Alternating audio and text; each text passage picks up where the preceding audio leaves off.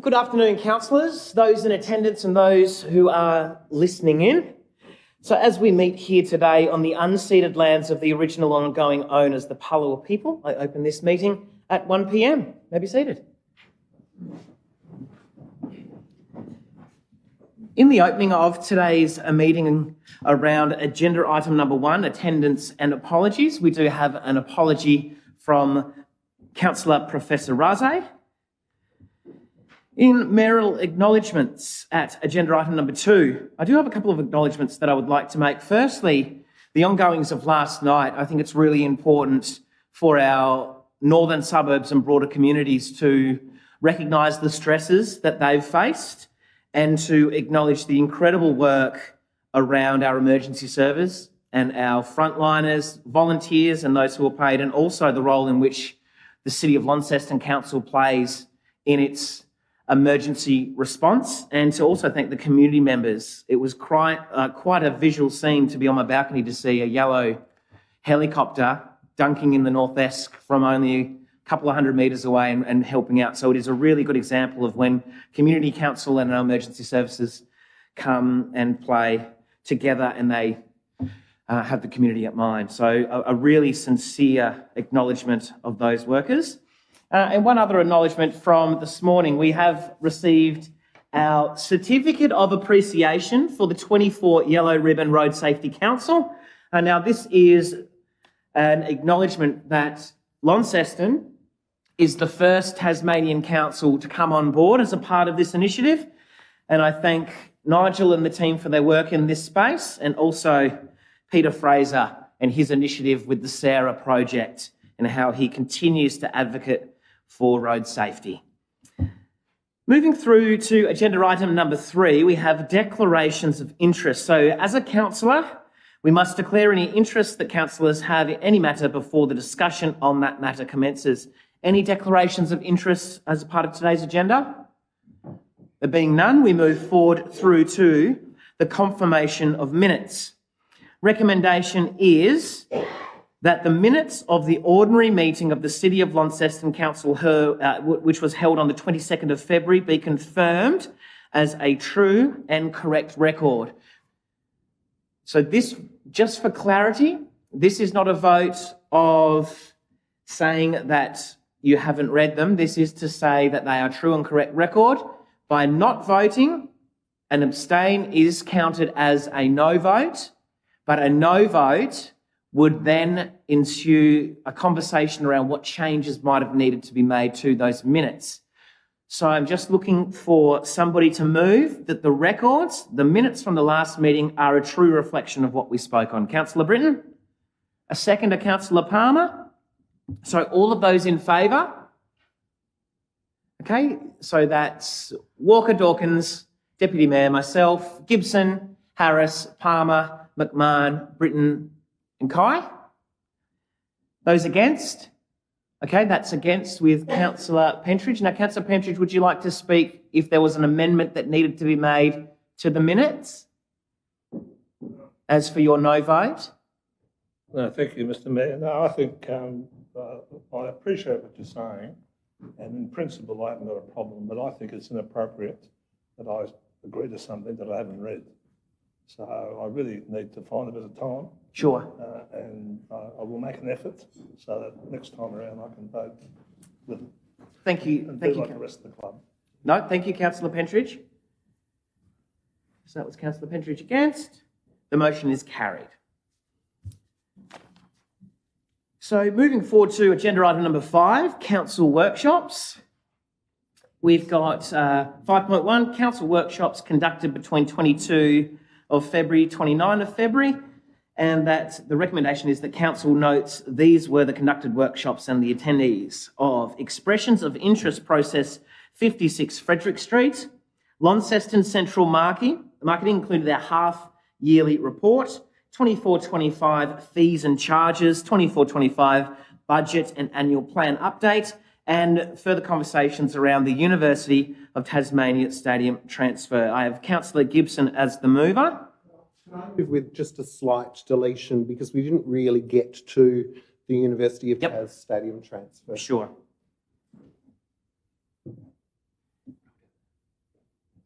So just a deletion. So moved with that deletion in mind. A seconder. Councillor Britton?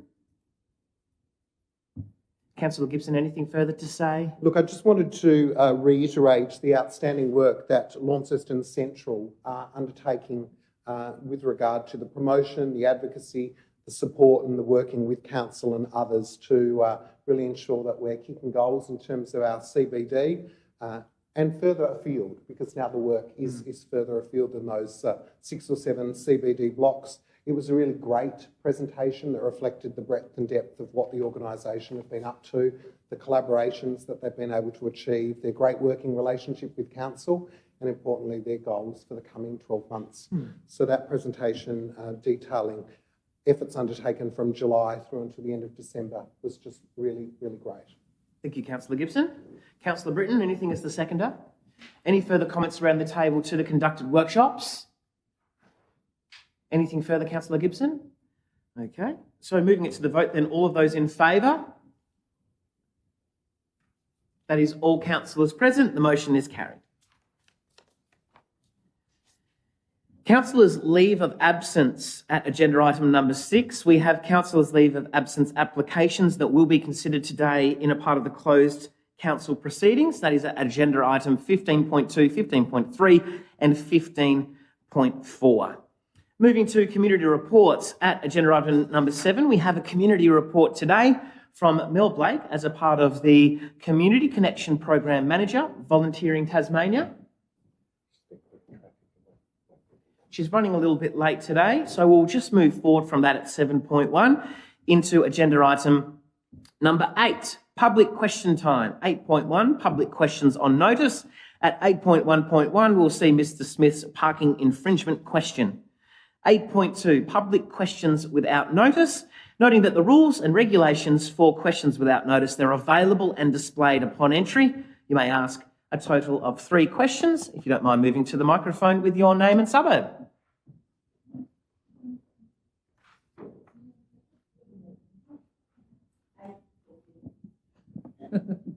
You don't know how old I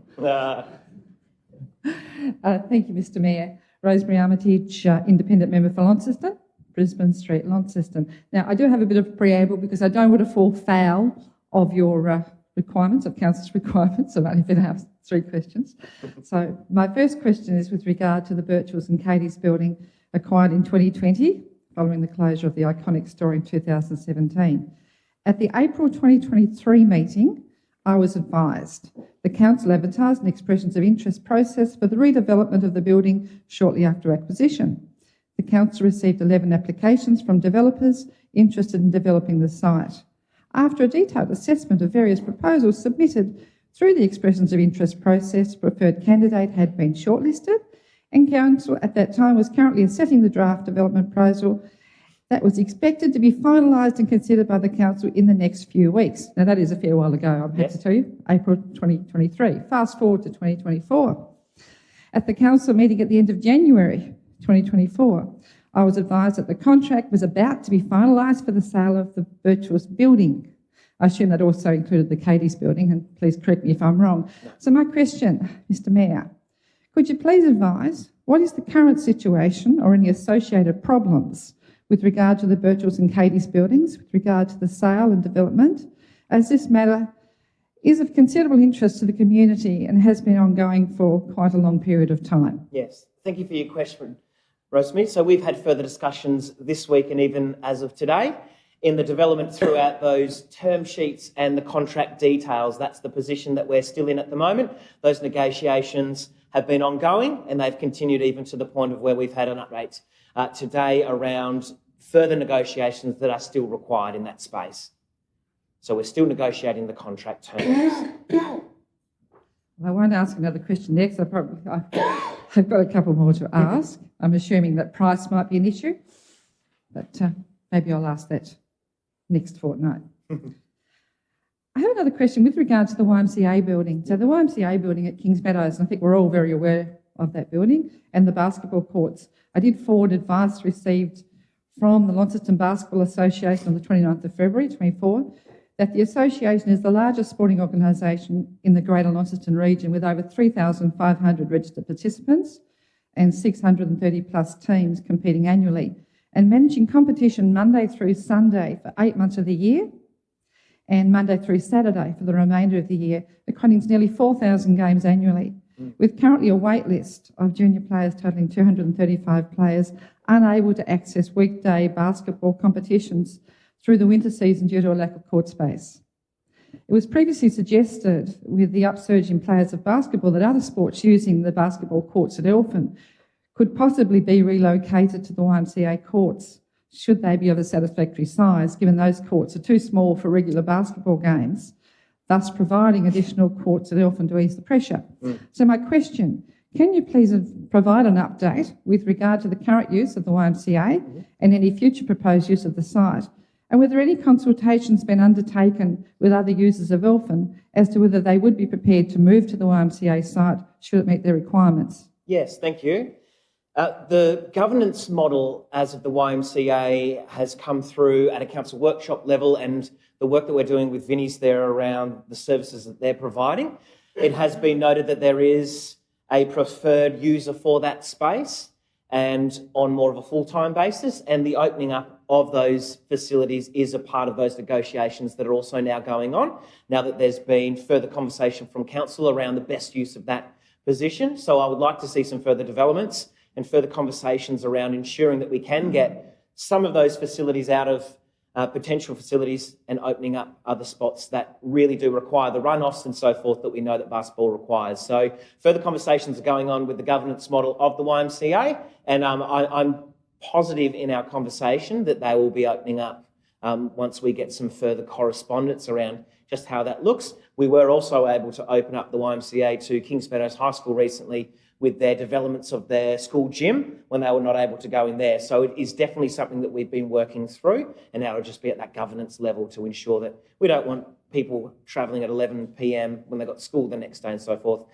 So no, it's definitely on this council's agenda to ensure we try and free up and we try and make spaces available. Thank you, Matthew. And my last question, and is I think I might have mentioned this one to you before, regarding graffiti. So I note the City of Launceston's graffiti policy that the council has a zero tolerance approach to graffiti and works with Tas Police, local community, relative agencies to support and generate activities. Graffiti in the city is monitored by the council's cleansing crew, and I have to say they do a fantastic job. I think, all too often people say that, criticise council, but I would just like to put on the record the fantastic job that I think our council workers actually do. It also says any offensive graffiti is removed as soon as practicable from council-owned facilities. However, obviously you don't have the authority to remove from public or privately owned buildings.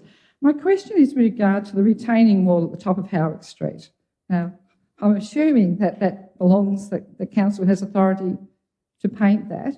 It's such a prominent site and it continually seems to be being added to, and I think we all know the longer graffiti stays there, the more gratification someone gets. That's right. There's more and more graffiti. Every time I go up Howick Street, there's another tag on it. So I'm just wondering about something like Howick Street, where there is a lot of graffiti, whether or not it belongs to council or whether it's state government.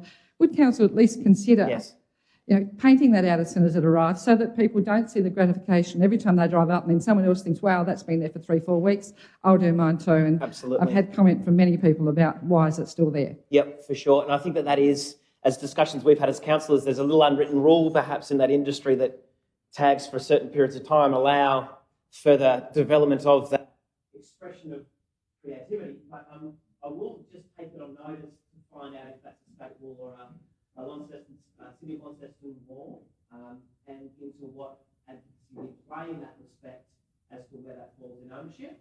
But yeah, like you said, our team, Bosco team are out from 4 a.m. in the morning looking, and as you also mentioned, that the difficulty that we have in that space is the contact that we have with the business owners or the building owners, and getting their approval to get something off their walls when we could be liable for any damage or any paint that isn't matched. But yes, I'll take that on notice just to find out where the ownership of that wall lies, and if it's not ours, how we advocate to get that to get that. Thank you, I appreciate it, but I can assure you the government wouldn't care if you painted the graffiti out in that. Sure.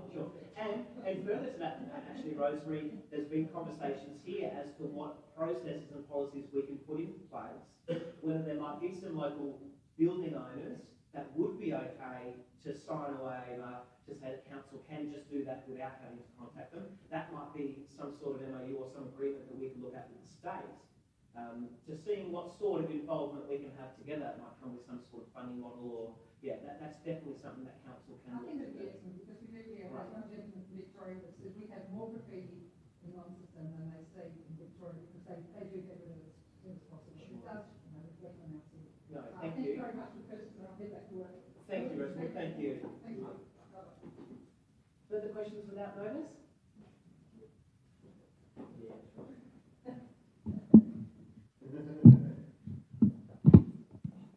Thanks. Okay, thank you. Can you hear me? No.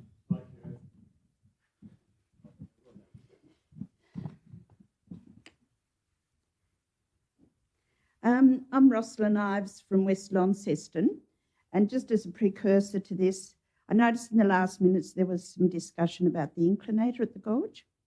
And I had the privilege of being a volunteer amongst a band of wonderful people for several years at the gorge. So I was in the time when the inclinator was working or not working, or was working, not working. And also, in addition to that, I have a background in working with students with disability. And I used to spend quite a lot of my time ensuring that all my students had outdoor access. One stage, we adopted a patch of bush at Punchbowl Reserve. So just a bit of a background there, okay? And the technical in here is not good, so please excuse now. Okay, Cataract Gorge access alternatives. The inclinator was an innovative idea, and when working, provide necessary access to the basin, cafe, pools, lawns and floodway for those many with physical limitations or with disability. The inclinator has its flaws. Jamming with such an inviting game of button touching to play and unique design, so difficult to service, which we found out unique, limit for wheelchairs and pushers, frames and other physical supports. You had to get someone else to help you get in and out of it. And to allow safe entry and exit was often a question mark. Since the inclinator is being reconsidered and alternatives suggested for funding, I ask the following questions. Just as alternatives and to support some access for everyone to have full benefit of this amazing place, the mental, social, I can't go on enough about, I'm so passionate about the importance of people having full access. So it's the sensory experiences of the nature of the gorge provides from ground level. So here's the questions. Would it be considered that a system could be set up for gate opening for disability taxis and also for other buses carrying disabled tourists or disabled students to be driven to the lawned area or restaurant area on the other side of the gorge? A system set up where a ground staffer provides the gate opening and closing when an approved vehicle is provided, perhaps through SMS verification or similar, to request this prior to coming to the gorge. So they do it before they came. Number 2, could an assessment be made of 2 flights of 3 and 4 steps on the restaurant side of the gorge for redesigning for ramping with safe treading alongside the current steps for wheelchairs, etc., to be able to access? I have been through this area and I do know that it is possible. Okay, a suggestion would be to engage OTs from St Giles with expertise or someone similar with expertise to advise on the possibilities, because it's important that as much access is provided as possible. Number 3, would it be possible to consider a sloped area be formed for access with an extension from the pathway from the car park to the inclinator further down towards the zigzag track? In the short term, would it be possible to provide notification on the council website of the availability of the inclinator when it is or isn't working to ensure that people are informed? Thank you very much for your questions and your advocacy. I think that this became more apparent over the weekend when we had no moment there, and how proactive council had to be around accessibility and so forth, and around also the practicalities of if and when the inclinator is working. So, if I may just take that selection of questions on notice, because we also have just recently made a budget amendment and we've started discussions around the accessibility of the gorge. There are some further discussions going on around the council table for what that might look like from entry point to accessibility point. So that is something that I would love to be able to give you a more detailed response. Yeah, because at ground level, everyone has that right to have their feet on the soil. And everyone has that right to have that sensory experience. Yeah. And it shouldn't be just up in the air or along the side. It should be in the actual. Yeah. It's a fabulous place for going to have it. Great. And I appreciate again your questions and the work that will stem from further investigation into particularly accessibility. And also, just a side note, at the moment we're doing a committee review, and accessibility committee is a part of that review going forward as well, to ensure that we do have full complement of representation from our community. So thank you. Any further questions without notice from the floor? Okay, there being none, we'll move forward.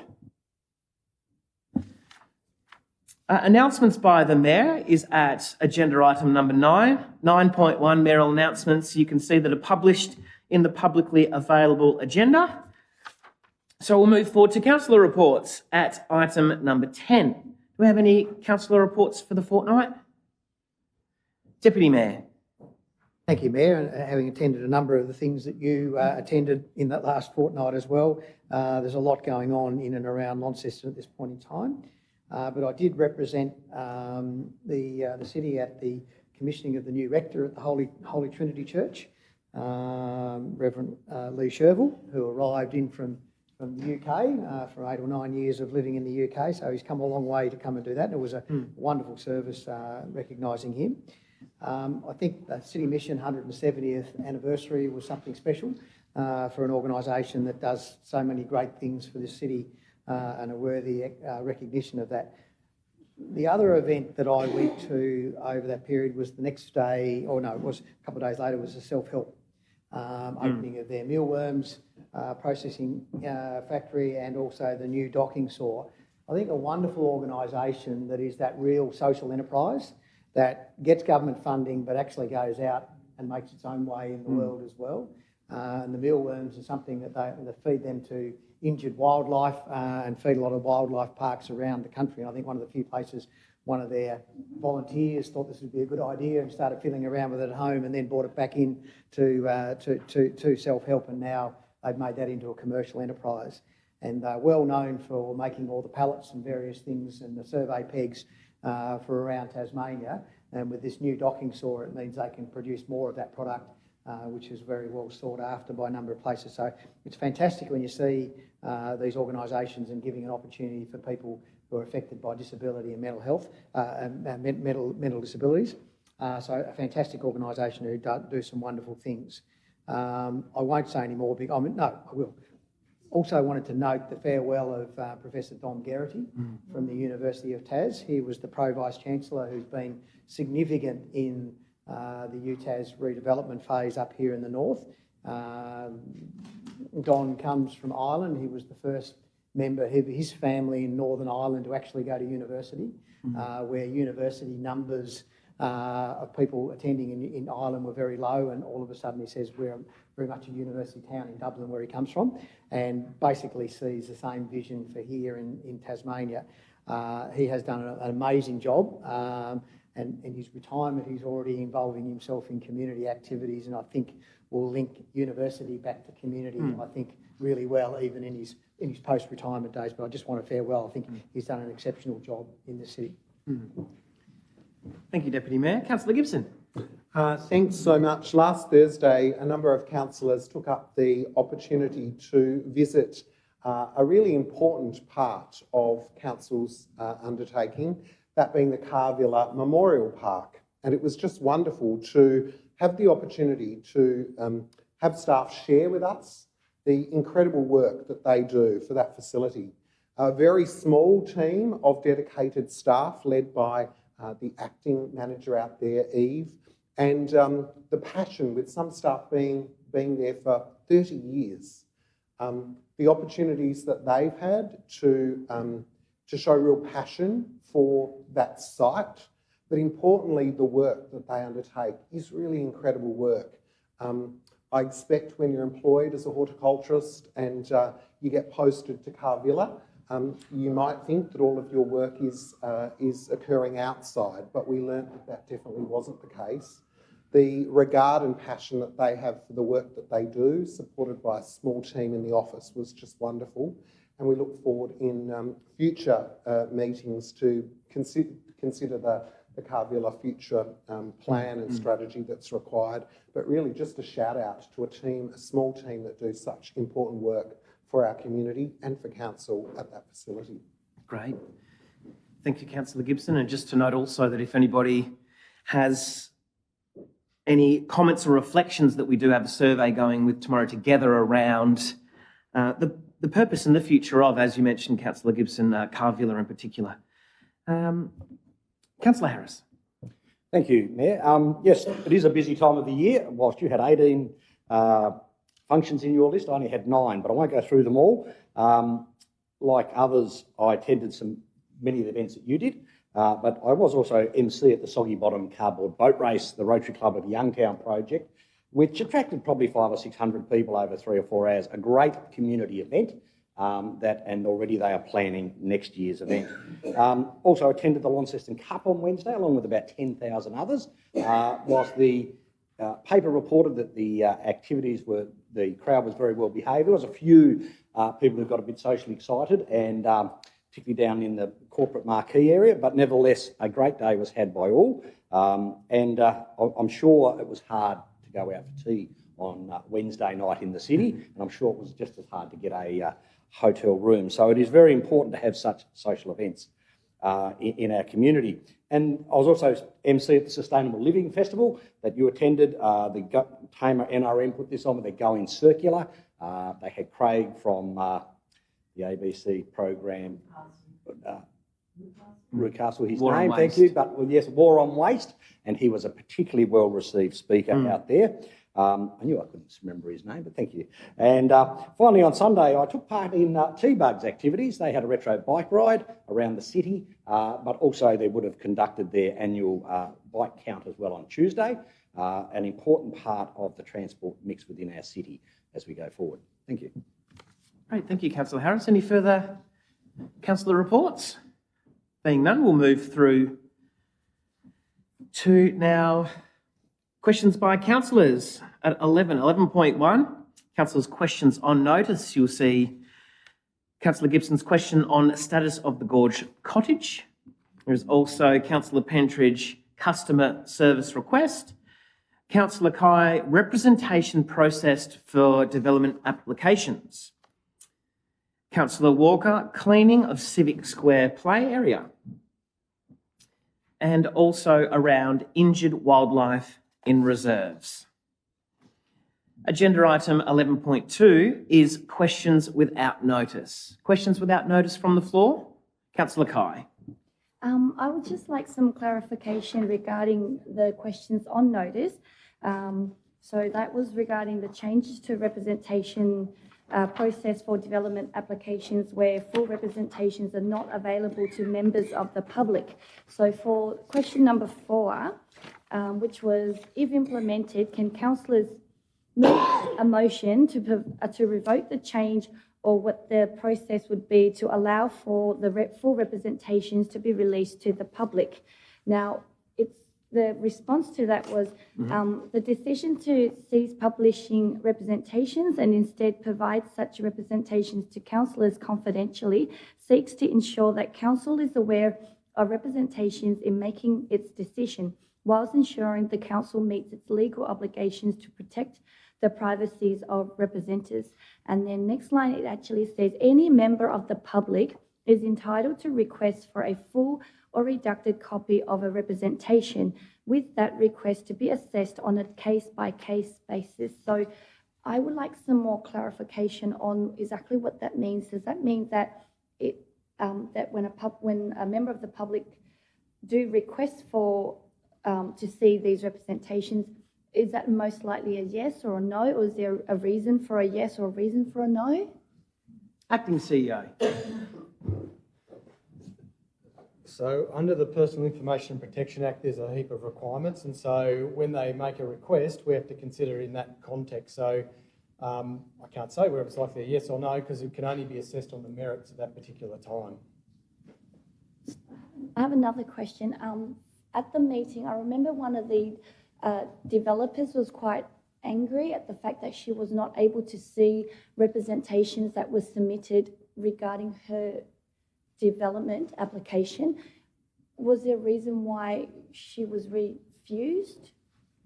I think, Councillor Kai, I think around that issue, that sort of brought this to the attention of councillors, in that I think the officer at the time was very up forth and coming and saying that they had dropped the ball on a couple of things and the timelines had got a little bit shaky over the Christmas period.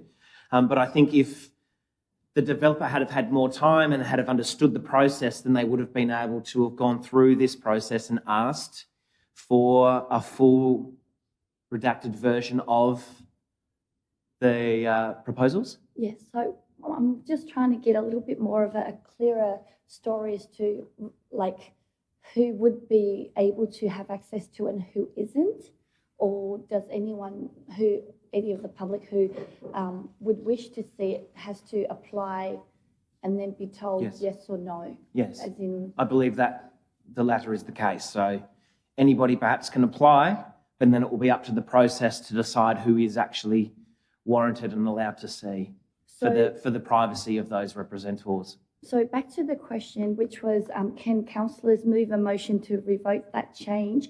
Would that be possible? Acting CEO, with the further legalities? No, it couldn't be a blanket, because that would be against the legislation. So councillors would be unable to do that. Thank you. Thanks, Councillor Kai. Any further councillor questions? Councillor Palmer. Thank you very much, Mayor. I've got 3 questions. The first one, could we please have an update on the Albert Hall progress, and do we have an approximate date of completion? Acting CEO, would you like to defer to General Manager Infrastructure? Not off the top of my head, I can't answer that, but happy to provide an update at next council meeting. Thank you very much. Hoping we can have an update on the youth development role here at the City of Launceston. Is there a bit of an update on the... Yep. General Manager, Community in Place. Is this your first time at the microphone? It is. 50-50 shot? Yeah. Nailed it. I believe we're still undertaking recruitment. Okay. And is there a time frame around that, or...? I can take that on notice and get back to you around timeframes.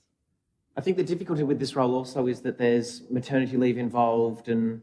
There's some challenges. I must say recruitment would typically take a couple of months to work through.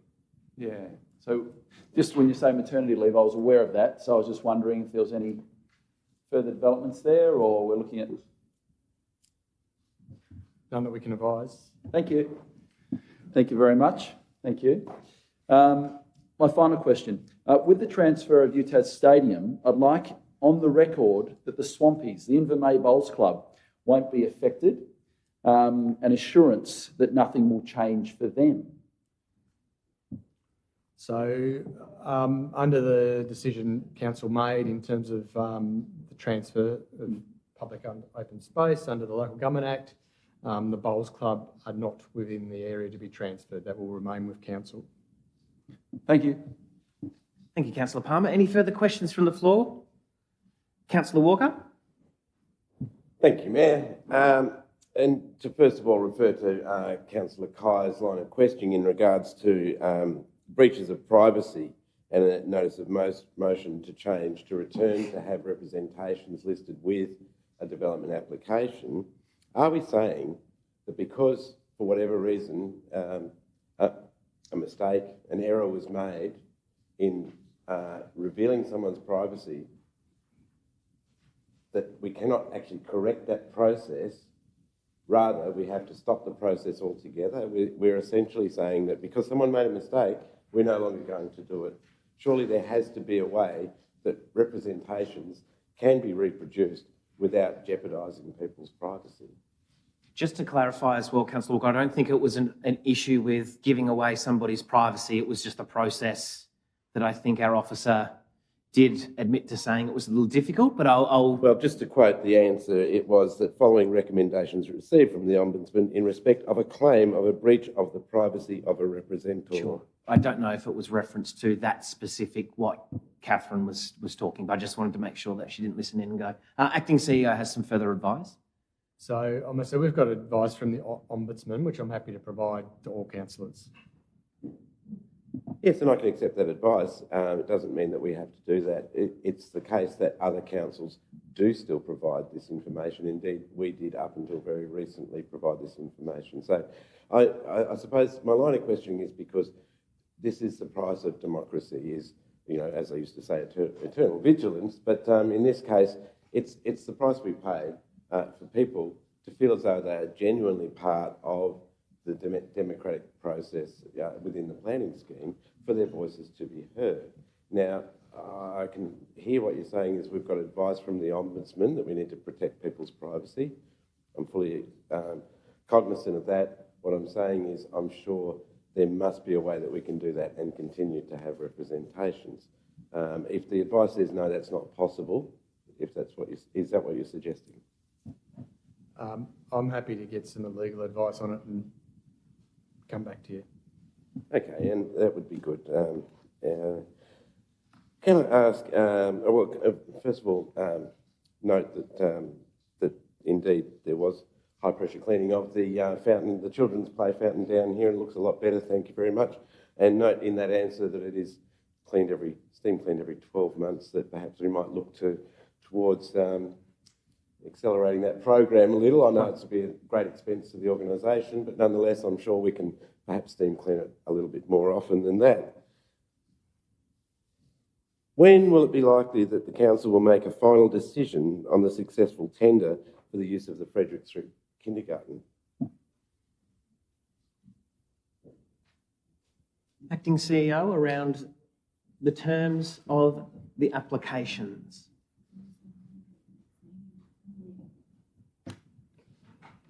The report is currently in preparation, so it'll be within the next 2 council meetings. Thank you.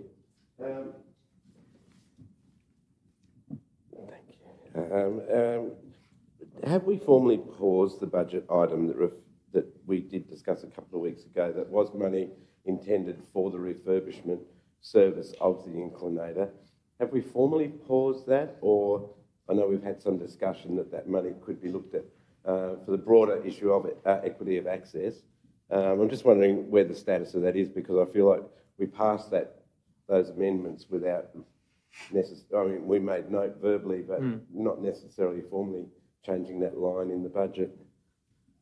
Acting CEO.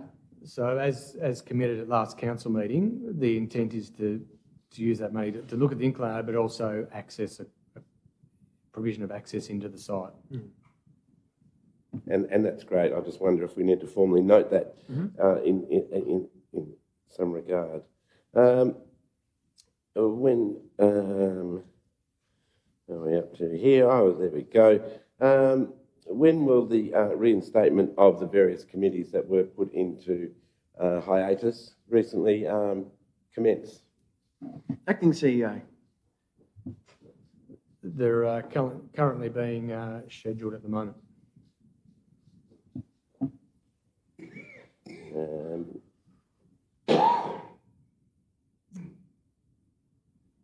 Can the Mayor update the Council and the community in regards to the recruitment of a new CEO?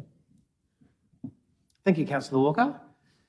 So there's been quite a lot of interest in the CEO role, which is fantastic. We've been working with a CEO recruitment provider, and from that process we have a short list of candidates that will be later on through the week into the new week doing some formal interviews. That's where the process is at the moment. No further questions. Thank you, Chair. Thank you, Councillor Walker. Any further questions? There being none, we'll move through to Council Meeting Agenda Item 12, which is a notice of motion. So 12.1, notice of motion, Councillor Britton, establish a flood mitigation strategy, 28th of February 2024. So the decision is to consider a notice of motion submitted by Councillor Britton regarding an independent inquiry to establish a comprehensive flood mitigation strategy for Launceston. And just to note, we are now moving an amended motion, which is currently on the screen, if councillors would like to look.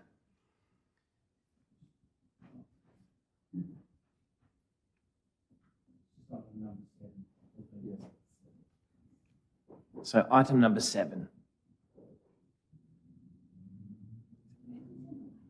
I don't know how to, but if somebody does know. Councillors up to date with the amended motion? Okay, so I'm looking for a mover, which I'll go to Councillor Britton to move the amended motion. A seconder, Councillor Harris. Councillor Britton, would you like to speak? Thank you very much, Mayor. The Launceston levy system has been working since 1960, with its last major upgrade carried out between 2008 and 2012. It's fair to say the system's done its job very well, and indeed in 2016 it prevented $216 million worth of damage to the city. The levies as they currently stand were built to measurements taken from data that would predate the most recent major upgrade, so at least 12 to 16 years ago.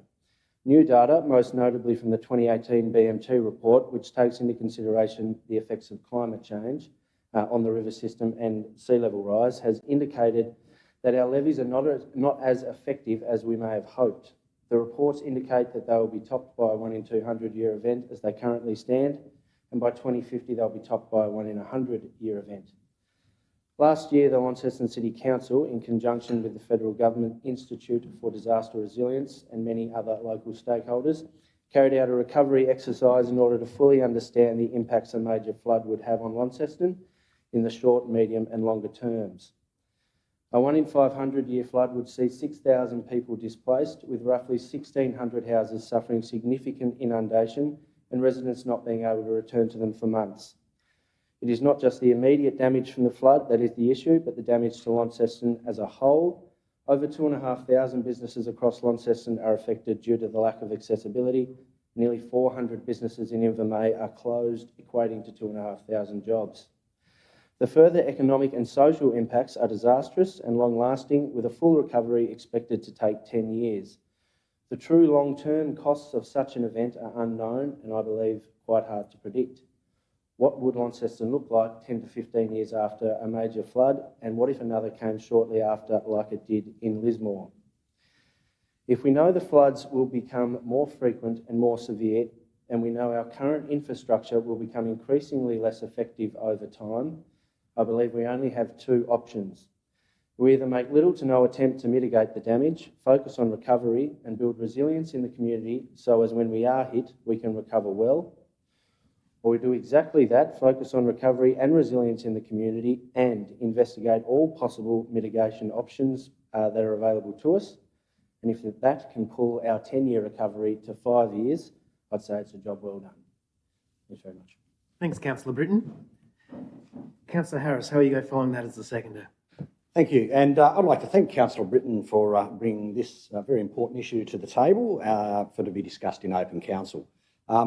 Climate change is real, and we are already seeing drier and hotter summers, which results in greater bushfires, very topical today, heavier rain over short periods of time, and the estimates of a global sea rise of just less than a metre by the turn of this century will impact our city despite its distance from the sea. Because Launceston is situated on a river delta, where the north-east and south-east rivers meet the Tamar River estuary, and over the centuries, large silt deposits have been deposited on what is currently we call Invermay. And they've been developed, as we said, for housing, businesses, community facilities. But history tells us that, as in the 1929 floods, after days of continuous rain in northeastern Tasmania, floods in both the North Esk and South Esk River met with a king incoming tide on the Tamar and caused flooding that caused more than 2,000 houses to be inundated, damaged or washed away, and about 3,500 people to be evacuated of what would have been a much smaller 1929 population. And in fact, the economic impact to Launceston was an immediate, nearly 29% loss of economic activity that took the city more than a decade to recover until the Second World War in the 1940s. As mentioned, in the 1960s, 10 kilometres of concrete and earthen flood protection levees were built, but as explained previously, they have some challenges. Although they did their job in the 2016 flood, we were lucky that we didn't have a king tide to meet the rising North Esk and South Esk meeting in Launceston. So what we know is that the flood levees are slowly sinking into the mud. We have to do repair work at the moment between between Tamar Street and Charles Street Bridge because of that sinking effect, and they are no longer providing the 1 in 100 year protection that we thought, and it probably only provides 1 in 50 year protection. And as mentioned by the Australian Institute of Disaster Relief Planning exercise, a 1 in 500 year flood would certainly bring Launceston to its knees again. And just because we haven't had a flood at the moment doesn't mean it will take 500 years to have one. That just means mathematically the same flood could happen in June this year. So this motion seeks to ask the CEO to scope a detailed project plan and deliver a comprehensive flood mitigation report using all available research, the flood modelling, the economic analysis and historical data, to provide an assessment of all potential flood mitigation options and their relative costs and the benefits to our city. But in reality, to me, there are probably only 4 options to be considered. One is to build higher levees, and even if this is technically possible, we then have to live what will be a higher wall around the river's edge. And they still risk being overtopped in a flood, and if they do get overtopped, then they become dams to hold that flood water back into the houses rather than allowing the water to run away. We could build some sort of tidal barrage system downstream. We could build some sort of large dam upstream to divert floodwaters into. So these are mechanical things that we can look at and consider, and we would then use them in tandem with our existing levee system, because the existing levee system should remain. A third option is probably politically unpalatable, but we could consider the urban withdrawal and abandonment of parts that will flood in a flood. Invermay, Inveresk, Newstead, and even parts of Margaret Street could be considered if this was going to be our tune, but we need to understand the costs and the community's ability to accept that. And finally, we could do nothing and just hope it doesn't happen in our watch. And I don't believe that is really something that this council can do. So the costs and the benefits of all options need to be collated, considered, and then presented back to this council, shown in the 6 months that we've got there, and then presented to all Launceston residents, and also to the state and federal governments, because ultimately they'll be the ones who will be required to pick up the majority of the bill should a major flood occur in Launceston, as has been in the past. For us not to start this work immediately is short-sighted, and I believe that a 1 in 100 or a 1 in 500 year flood could happen any time, and we need to be prepared as a city. Thank you. Thank you, Councillor Harris. Councillor Dawkins. Thank you, and thanks to Councillor Britton for bringing this, yes, as noted, very, very important motion to Council today. I might just start by saying I think we have to be very cautious discussing abandoning or moving on the whole community. It's something that it's so far in the future, but in the present, our community suffers from solastalgia. We're concerned about people's mental health, considering the degrading of the natural environment. We have to be very, very cautious in this role to make sure we talk about evidence-based things that we can do to implement to improve our community's chances. I think we're a long, long way away from talking about abandoning Invermay or parts of the city. Launceston is regularly referenced as being a prepared community. You know, I've listened to ABC Radio a lot. I think I'm allowed to say that here. And any time there's a flood, in a community that's not protected. Launceston is one of the first communities to be referenced as a prepared community. Now, a lot has gone into that over the years. Obviously, the 29 floods have underpinned so much of the municipal work that we've done since then, because the horror that was experienced by people during that flood is something that you don't have to walk very far to be reminded of.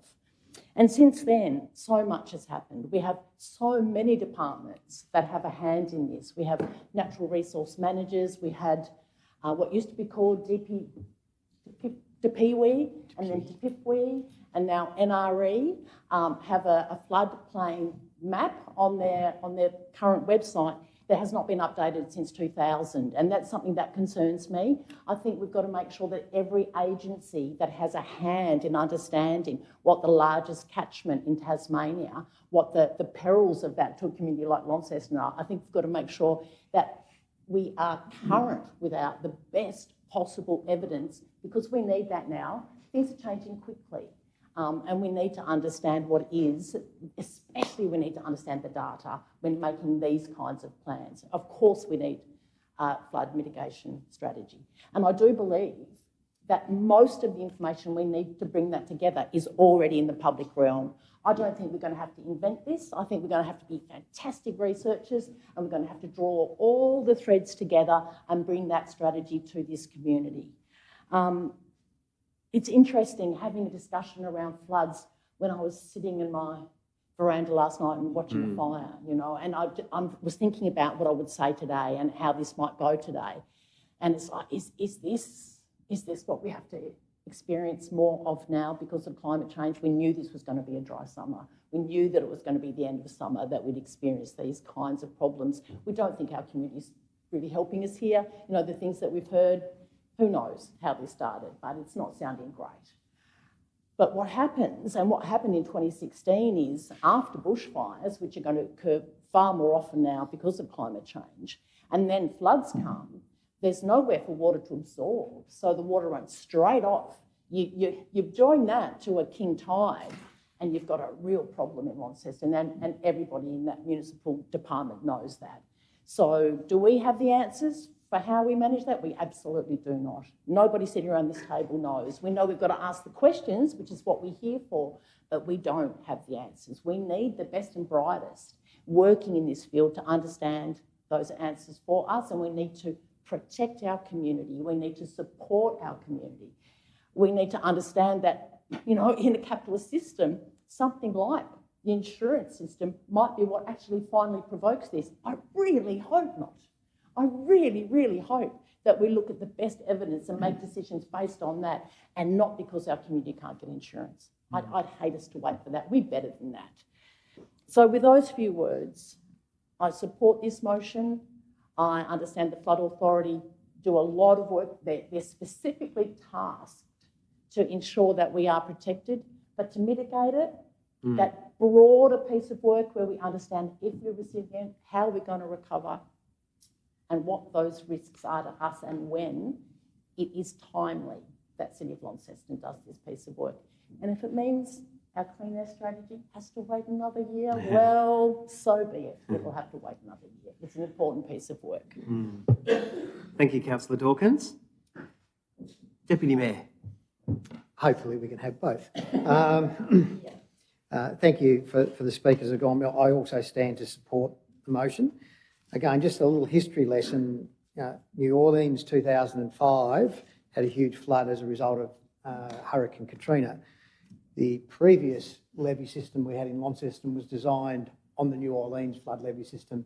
The New Orleans system was an abject failure, and many people lost their lives, which brought a good friend of mine, Jack Edwards, to sort of question whether we actually had a flood system that actually worked. He was the head of the PLA many years ago, and he fought long and hard for us to review the levee system that we now have today. So I said to him after the 2016 floods, somebody should ring you and thank you, Jack, because we would have had an absolute disaster had we not done that. They were designed around information that we had back in 2005, 2006. We now have more up-to-date information, which is the 2018, and we've seen the blue water cover InverMay on our modelling. So we know there. So therefore, we've been alerted to the risk. We've done exercises about how we might deal with it if it happens. And I think we've used the words, it's not if, it's when. And again, with our flood levy and all of the issues that have arisen in regards to climate change, our 1 in 200 levy system, which was developed under the previous model, is going to be 1 in 100 in a few years' time and 1 in 50 by year 21,000, I think, with the modelling outcomes. So I think the fact that we know there's a risk is what do we now do about it? If we don't do anything about a risk and it happens, I say, well, why didn't you do something about it? So my view is we're devil if we don't, we're damned if we do and damned if we don't. So in my view, we have no choice. We look at what even happened in 2022.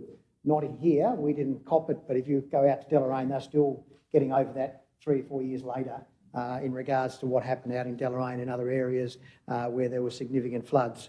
Didn't hit Launceston, but we know we are in the epicentre of when a major thing happens. It's going to hit us, it's going to come from everywhere to get to us, from the north and south esk rivers and our king tides and so forth. I think, and again, thank you to Councillor Britton, who I think brought some speakers the other day to give us some understanding about what the flood was about. We've spent in the last few years concentrating on river health through the TERHAP program, and we end up with TEMP, which is largely about dealing with mud and sewage, and not mud and sewage, not flood. And I must admit, I was mistakenly thinking they were also looking at the flood aspects as well, which I don't believe they are. That's our flood authority and us more broadly. So in my view, the conversation we had really identified and highlighted the risks that we have.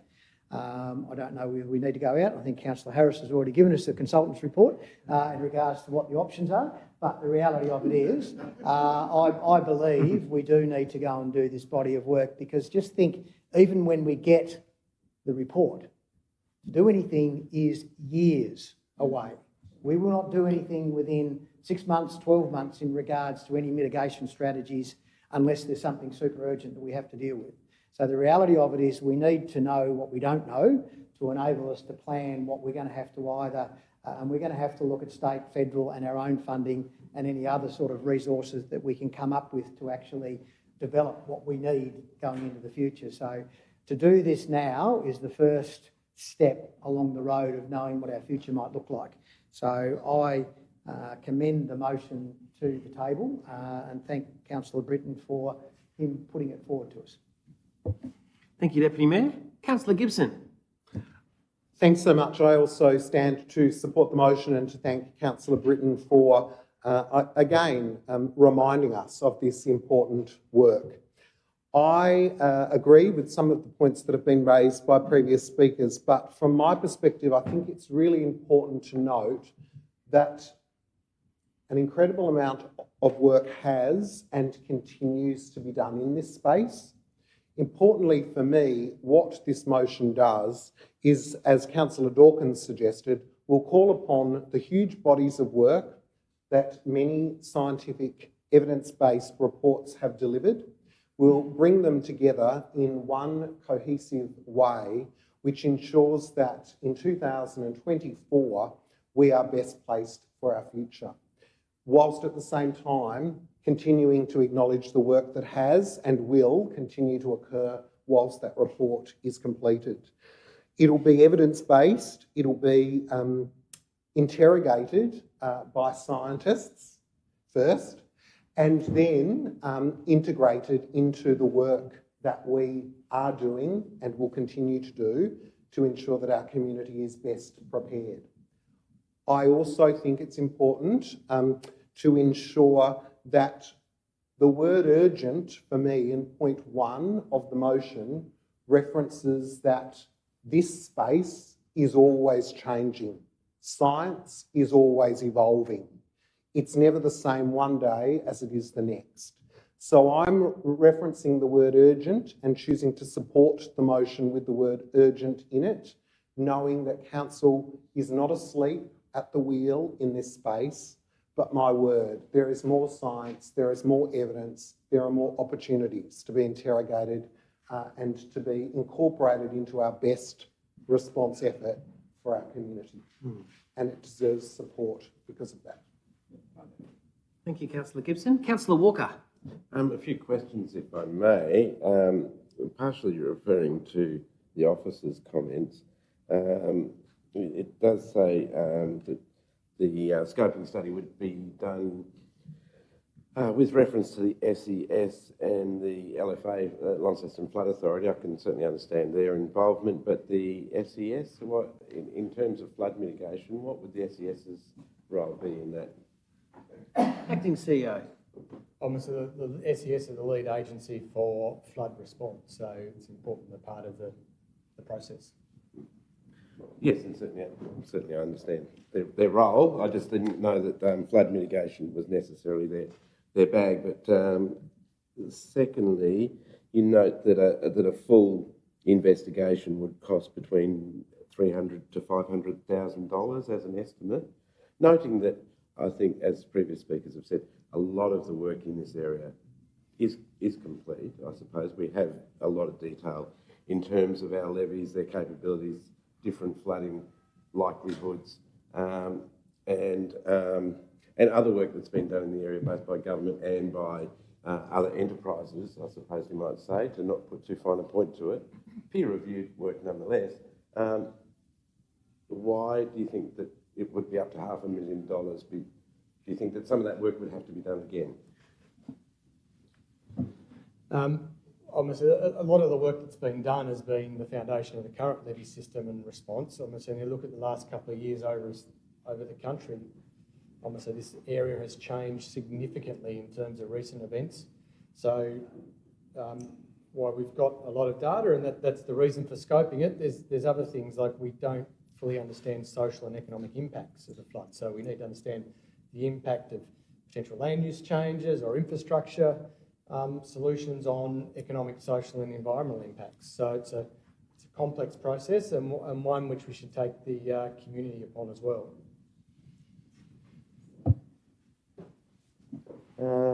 Thank you very much for those answers. I would like to stand to make an amendment to the motion as it stands presently. Just a small one which would remove 3 words in part 2. The 3 words being the final 3 words of the sentence, within our jurisdiction.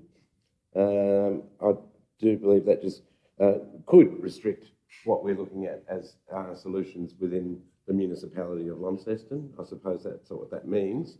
And I just don't think that it necessarily needs to be there because, as a previous speaker has pointed out, solutions might come from outside our jurisdiction, river changes, barrage and etc. May well be outside our jurisdiction, but we're talking about what measures we would have to take, certainly to prevent flood within our jurisdiction, but not the mitigation options. So if anyone, I shall move that and see if anyone agrees. But you can't. I can second that. Yep. So it's people who haven't already. Yep. So going to the table for a vote. No, yeah. You got to move and second. To move and yeah, you've got them.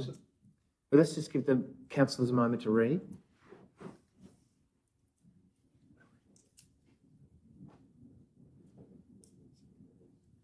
And then anyone who hasn't already spoken can't speak to this one. They're already done.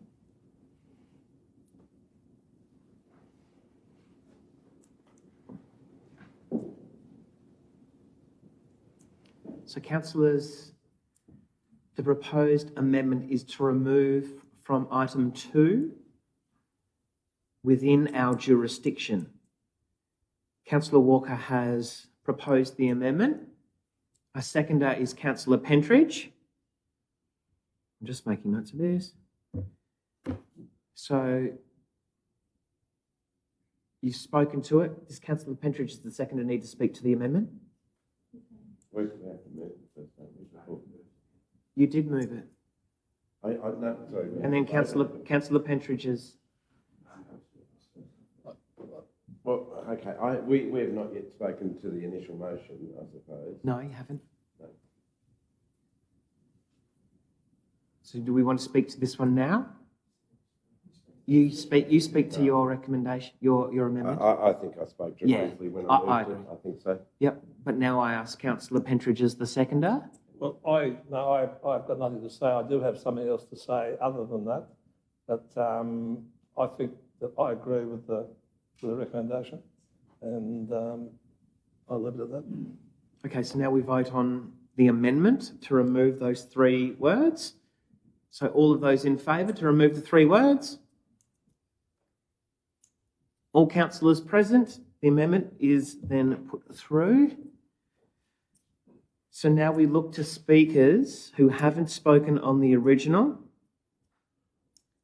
So Councillor Walker, yours were questions and then a proposal of amendment. So now speaking, okay?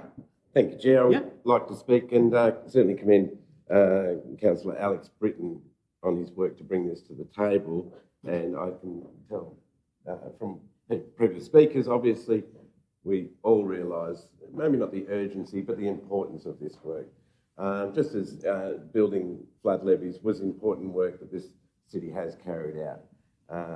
And apart from that, other work that this council has done, including flood disaster recovery studies and things like that. I'm not sure if they've been made public. I don't think they have. I know we were presented with flood disaster recovery information, within the last 12 months.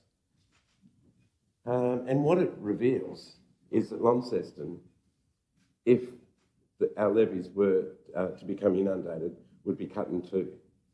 If you wanted to get from Mowbray to the city, you would travel 10 kilometres to St Leonard's and then another 5 kilometres back to Launceston. That would be the case not just for a few days while the city was flooded, but for an extended period of time. The recovery for Launceston would take months, if not years. The economic damage would be massive. So, of course, this is important work.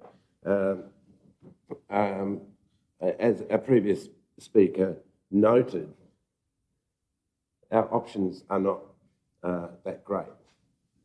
The talk of abandoning areas that are flood prone, I think anyone who lives in a flood prone area knows that they live in a flood prone area. Nonetheless, there are strong communities in those areas. They're very attached to where they live, and so they should be. And it would be, certainly one of the last things that you would want to do is to abandon those areas. Nonetheless, that has to be something that's countenanced in this study, because that is an option if we're talking about avoiding the damage that would come from a flood disaster in Launceston. I'm most fascinated. It's going to be a most interesting study, and I notice it will come off the desk of the CEO, but I would like to think that it will involve independent consultants that will be able to have some contribution, because while we have certain expertise within the walls of this building, I'm sure some of this work needs to be able to be peer reviewed, to be able to be understood as best scientific practice and understanding. And I note that's not explicitly in the recommendation, but I am prepared to accept that the Chief Executive Officer will develop a scope and detailed project plan in conjunction with people who are experts in the hydraulics of our river.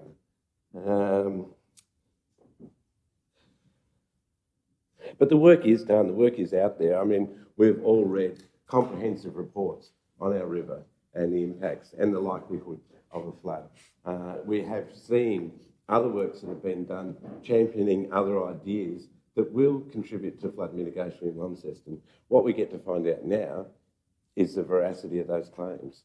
And that's something that I think we can all look forward to, because if they are true, it means the city can move forward with confidence and a renewed sense of vigour and, just a new sense of pride in the city and how we are able to protect it and to ensure its ongoing viability in those areas. There's a lot of different departments, bodies that are involved in the river one way or another. There's Taswater, there's Hydro, as well as the other statutory authorities involved. But I'd like to think that this study is something that Launceston Council is doing, not separate from those organisations, but certainly something that is independent of those various organisations, because this is something that should come without vested interest, without preconceived ideas about what the best solution should be. And I do believe that that essence of that has been captured by Councillor Britton in this amended motion. So, yeah, I do wholly commend it to the floor. Thank you, Chair. Thank you, Councillor Walker. Councillor Pentridge. A lot of things have been said. I was thinking about wateration too, but I won't do it to it. I think that what's been said around this table is very much on the money. And I'm hoping, my faith is in my alderman, and I'm hoping that what doesn't come out of all this, and what I would have liked to have seen, let's not have another report. I think there's enough reports, there's enough money being spent on it. I think that is urgent, and it's not just for Launceston, I think it's for the northern region, and I think we need to get on with it and make sure that we start. I think time is of the essence. We don't have time to waste. And as we've all indicated, this could happen, this disaster could come upon us at any time, so let's not waste time, let's get on with it, and I'll be supporting it 100%, and thank you for bringing it up. Well, thank you, Councillor Pentridge. Any further comments around the table? Councillor Britton to close. Thank you very much, Mayor, and thank you very much to everyone who's had an input. I think enough's been said about it all, so I won't say too much. I would just like to say that I do believe there is a ton of data out there on all of this, and I think as part of the scoping study, if we could try and collaborate all of that, we could potentially save a lot of money and time. I mean, all of the reports are all peer-reviewed, I believe. You know, if we can consolidate all of that, it could speed up the process. I know that there are some scary options down the track, and obviously we don't want to. No one wants to even. Let's not even go there at the moment. But when we talk about coming into this without any preconceived notions, I know that there probably are some preconceived ideas around what we can do with the river and things like that. But to put it in a different way, if we were looking at a bushfire mitigation strategy, we'd be talking about backburning, fire breaks, buying a helicopter that can dump water or whatever, and this should just be exactly the same as that.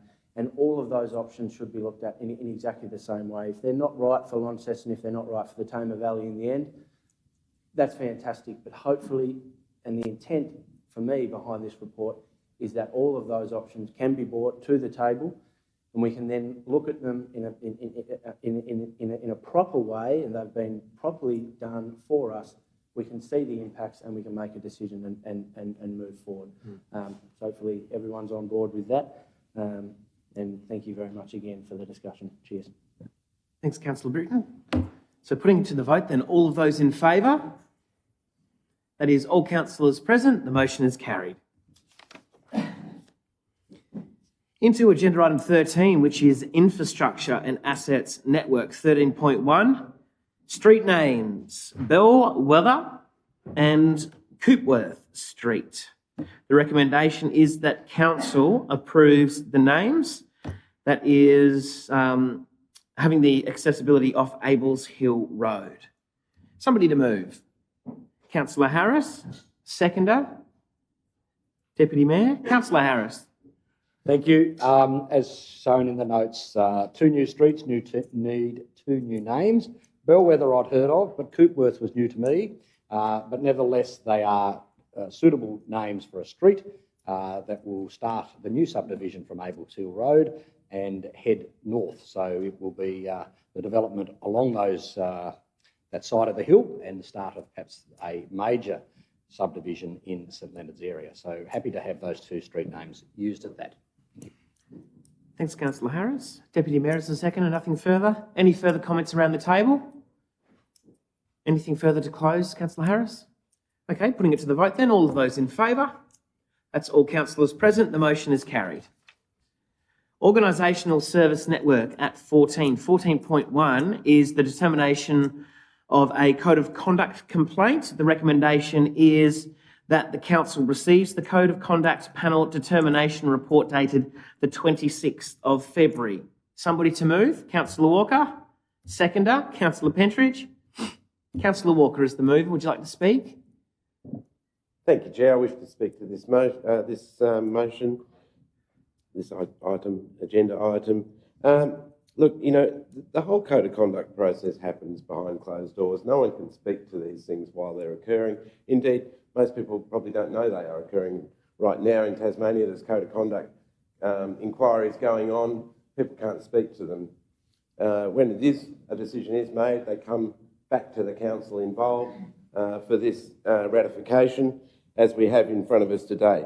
What's most concerning here is I find that we've had a CEO who has taken this argument to the tribunal, employed, you know, no doubt legal staff and so forth. In fact, here it's quoted that he had his lawyer comparing this particular case with a councillor elsewhere who had criminal charges against them and therefore had brought the council into disrepute because of other actions that they had done outside council and could not justify the separation of their role as a councillor and their role as a criminal.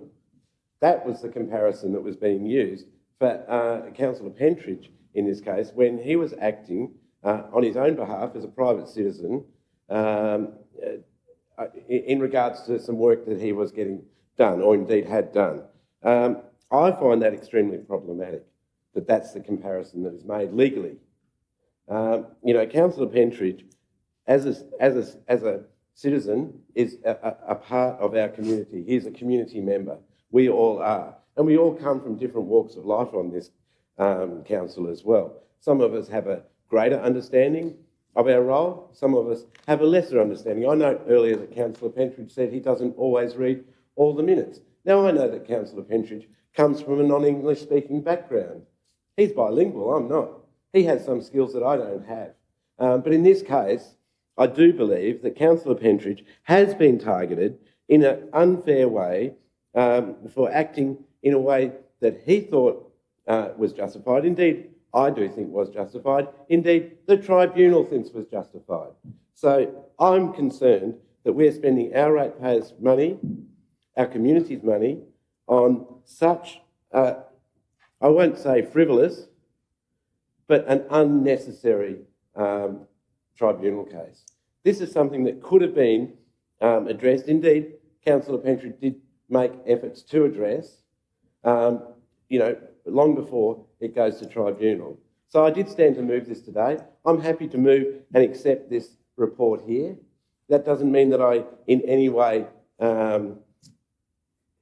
agree with the actions that were taken on either side, but I do believe that it is high time that we make an effort on behalf of the community to find other ways to resolve these things. Indeed, as I said, Councillor Pentridge made efforts to resolve these things. That's duly noted in the report, and I encourage anyone who has an interest in this subject to read the report that is listed in today's agenda. Thank you, Chair. Thanks, Councillor Walker. Councillor Pentridge? I'd like to thank Councillor Walker.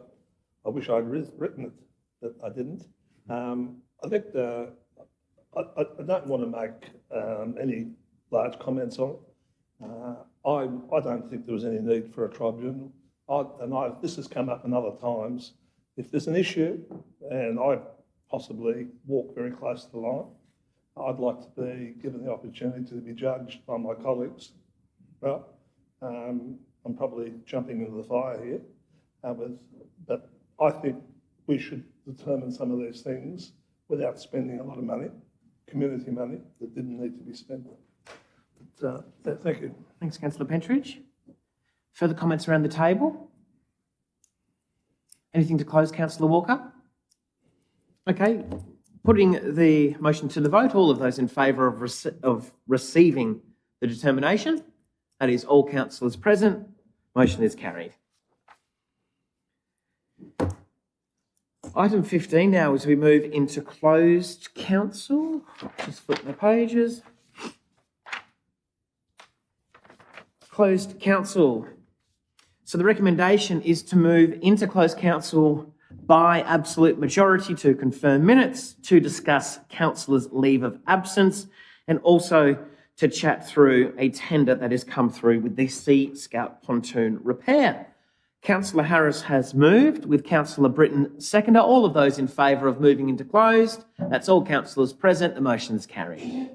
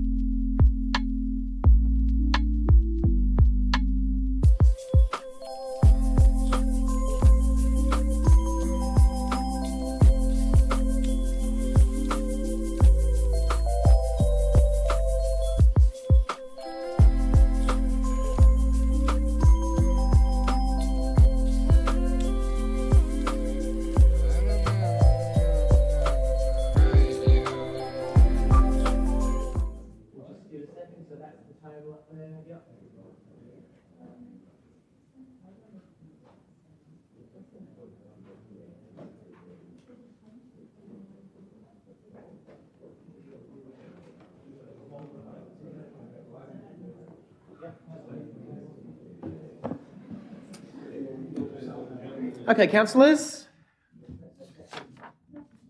Final item on the agenda, 16, with meeting closure, but somebody to vote that the table shown on the screen and that will be published in the agenda is true and correct record of what we just spoke about in close. Councillor Harris has moved, seconded by Councillor Britton. All of those in favour? All councillors present. The motion is carried, with the next meeting to be held here at 1 p.m. on the 21st of March. Meeting closed at 2:41.